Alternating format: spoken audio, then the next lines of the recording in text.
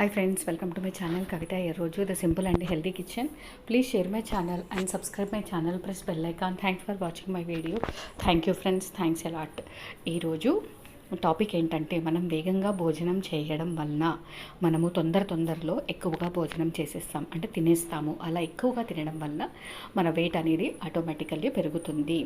అంతేకాకుండా మనం వేగంగా భోజనం చేయడం వలన ఇన్సులిన్ నిరోధకత తగ్గి మనకు టైప్ 2 డయాబెటీస్ వచ్చేటటువంటి అవకాశం ఉంది.